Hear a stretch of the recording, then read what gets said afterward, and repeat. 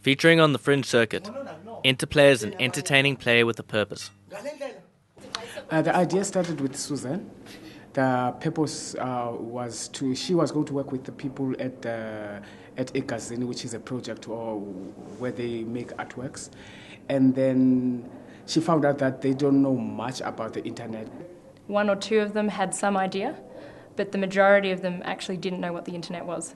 And so we were trying to think of a way that we could tell them about the internet or describe some of the possibilities, as well as highlighting some of the limitations, so they didn't think that the internet would be something that would just solve all their problems, but in a way that they would be able to relate to and in a way that would be meaningful for them. The Egazini group, that group, they got their training from a place called Dakawa. They got trained there, and then they opened this project at Egazini where they sell their artworks, where they make them and then sell them. And at the moment they're struggling because the Egazini is like way in the township, and many people do not know how to get there. And the Egazini Outreach Project actually shared a space with a group of actors.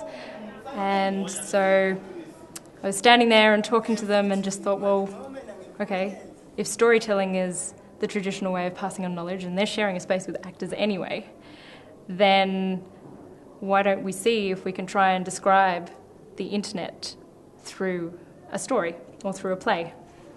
It turns out one of the artists had passed away last year, sadly, and he had left his wife with 300, 400, maybe even 500 pieces of artwork.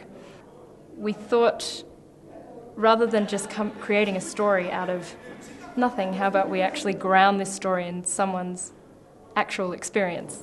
At that stage, because part of the purpose of this project was to see how we could use the internet to sell artwork, even though she wasn't one of the Egazini Outreach Project, given that she had 300-400 pieces of artwork and she didn't know what to do with it, we actually invited her to be part of that project, where we would hopefully eventually, in partnership with Egazini Outreach Project, design something to enable them to sell their artwork online. Initially, when I thought of the idea of putting together a play to describe the possibilities and the limitations of the internet, it was only supposed to be a very small thing. So I was originally thinking low scale, let's just get a group of actors to stand up in front of the Egazini Outreach Project and do their thing.